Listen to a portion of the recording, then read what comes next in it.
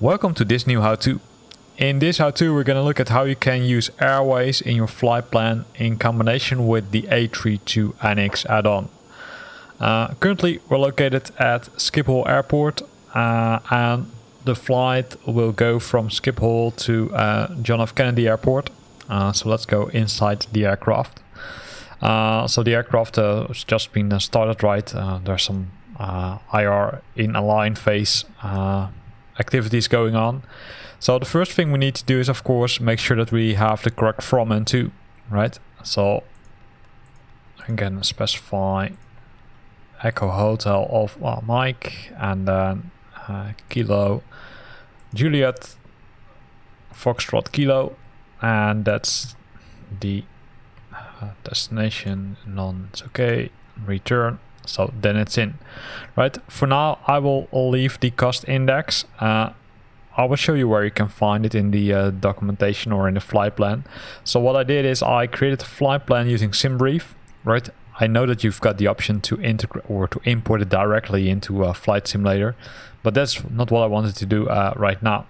So if I go to SimBrief, you will see our flight, right? So our flight goes from Amsterdam and then following several airways, and then eventually we're gonna land at KJFK. You've got the paperwork, right? So a lot of paperwork, including the cost index, and the cost index can be found here. So for this flight, the cost index is set to 5. So let's enter that in the display, and then we've got the cruise altitude, and the cruise altitude you will find it also in the flight plan. Let me go a little bit down. It's always a little bit frustrating when you can scroll or when you can zoom into both the window here, the map, and the map here. So the flight level is also mentioned in the flight plan itself, and for this flight the flight level is 350. That's the max oceanic entry.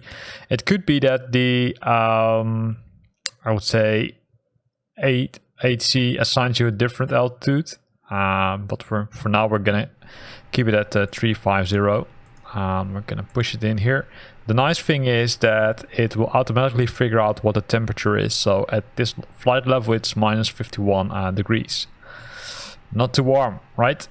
So now we've done that, we can go to the FPLN option, and the FPLN option contains the start and the end. So first we're gonna make sure that the start is correct. So we're gonna zoom a little bit on this display and then plus EHAM, and then you will be able to select the departure. So go back to the flight plan. We can fix, or we can have a look at, okay, hey, what is our flight plan? So we need to scroll a little bit because we need to have the correct section, and the correct section can be found here, right? This is the routing. So this is the route ID. Now we know, hey, we need to depart from runway 18 Charlie, and then this is the SID. And the SID ends at India Delta, Romeo India Delta. So let's try to find it. So we're gonna use these buttons, select 18 Charlie, then we're gonna select this one. It could be that there's a difference between the SIDs in SimBrief and Flight Simulator, because the databases might not be 100% the same. In this case, this one should be okay. And you see that the transitioning is into India Delta, Romeo India Delta, which confirms that we've got the correct one, and then we're going to press the insert button. Now a lot has been added to a flight plan, right? So if we would open the VFR map, if we're lucky, it has been already updated. Sometimes it takes some time, and don't worry about that. I've also had that it doesn't update at all. If that happens, then you need to validate which add-ons you installed, because in most cases that functionality is broken if an incorrect add-on has been installed, which is breaking the functionality.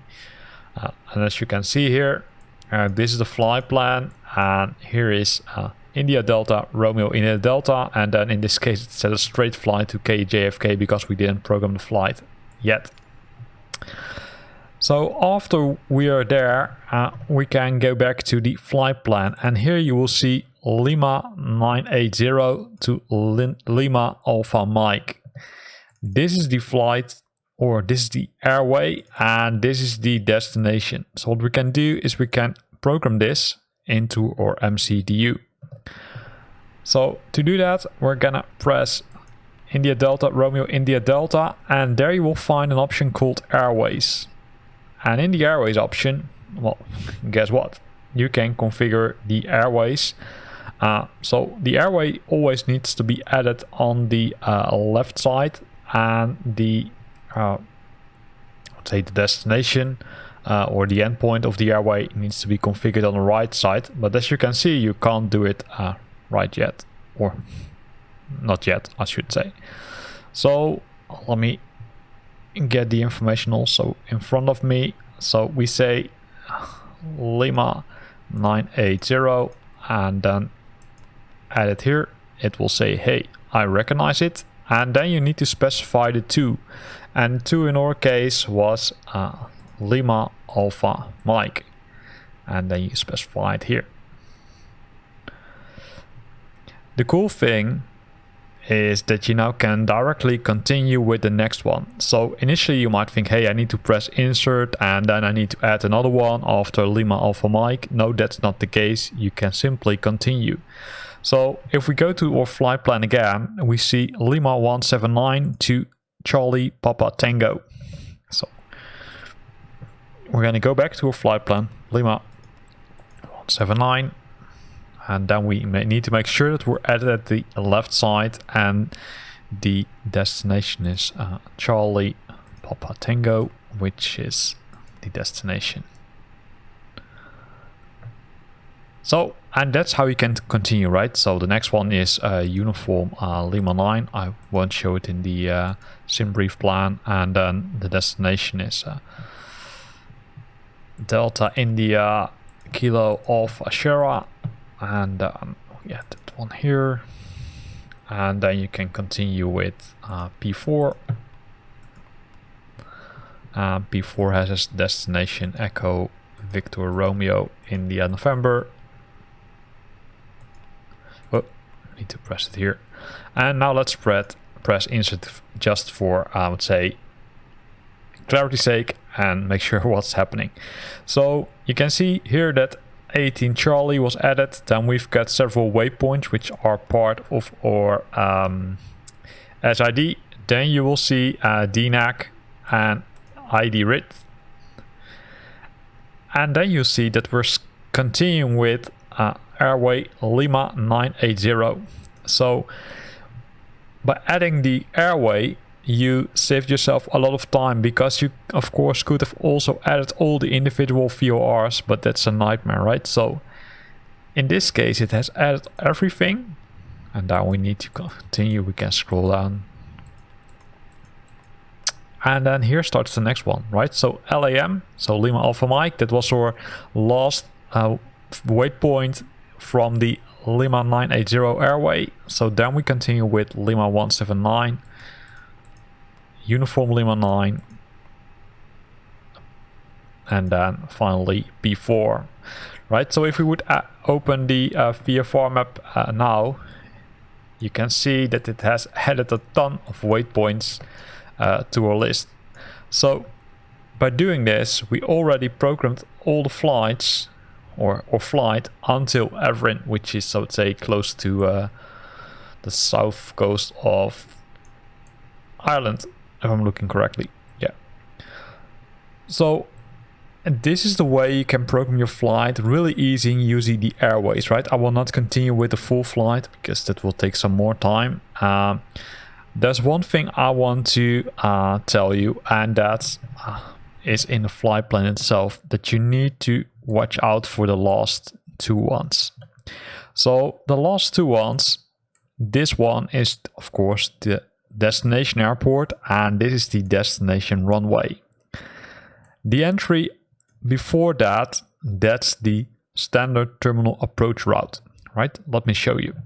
So going back to Flight Simulator again, I press KJFK, then I select arrival, and in arrival I can find the runway which we selected, 31 Lima, and here you will find the stars, right? So if we go to these stars, you can scroll to them pretty quickly.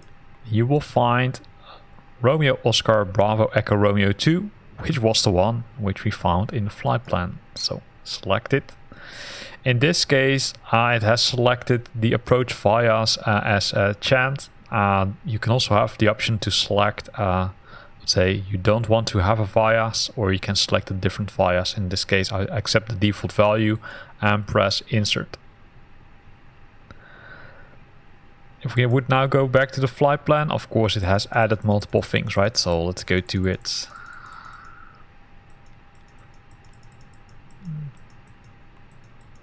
You can see it has added multiple things, and then eventually it hits the decel point, and then we're at the runway. So let's go over the ocean really quick.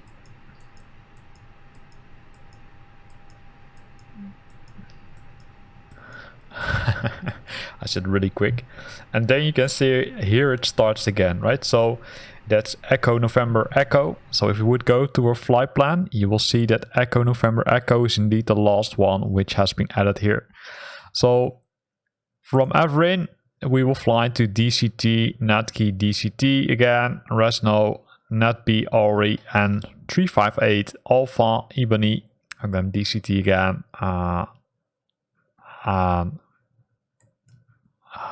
ENE at the end, right? So you can have a look at the detailed flight plan here. You can see all the, I would say, information there. So what we know is when we are at level or Lima 179, we're at the top of climb, right? So that's where we are at the maximum altitude which we're gonna hit, I would say, or which we're gonna fly during our flight. So if we scroll down, we can see Uniform Lima and Papa 4 again. Then we've got the Shannon and Shenwick Ocean Fear. Then we've got DCT, which means that we need to add this as a waypoint, and also this is a waypoint, because DCT does not exist if I'm correct. Then you've got these two, the 5-6 November 020 Whiskey and 030 Whiskey. Also, they don't exist. I think this is just some additional information. Then you will continue, and we can continue scrolling. Then we hit the Boston, and then November 358 Alpha, then DCT, Kennebank or ENE, Aspen, and this is what was being added as part of our standard terminal approach route, right? So if we go further, you will see that at Robert 2 we're at our top of descent, right? So you can see that we're climbing a little bit higher, if I'm correct, but that's fine, right? You can see the FL, which stands for flight level, and it's continuing climbing. So this is how you can program the flight. In some case you will hit, or you will, I would say, properly hit some challenges. For example, let me add a Natkey to it. So to do that, we're going back to the system, and then we need to make sure that we're adding it correctly. I know that the last one was Papa 4, right, which we added, and then we added ENE. So we can continue here, and then you can either select airways or next waypoint. So in our case, what we saw is that Natkey is the next one, right? You can also, I would say, we can also scroll up here. Let me go. Here it says Natkey, right? So let's try to add it. Natkey, next waypoint, insert, it's there. And then when we scroll down the list, it's a lot of clicking. you will see it has been added. The other way, and that's a way I probably didn't tell you yet, is by simply entering the next waypoint, RESNO, and then hit net key in this case. Then you will have the option to insert, but that can only be done, as far as I know, using waypoints. It can't be done with airways, at least as far as I could test it, right? So then you can see it has been changing our flight a bit. So, and this is how you can continue, right? So it's, say, kind of easy. It's a lot of work if you want to program it manually, right? As you can see, I'm still busy with it while talking. So it's an option to do it. The other option, of course, is to, I would say, do it using the import functionality of SimBrief. But I would say this is a little bit more realistic and a little bit more fun, right? You also learn a lot by doing this. So by adding the additional waypoints, let's see where we are now. Whoa.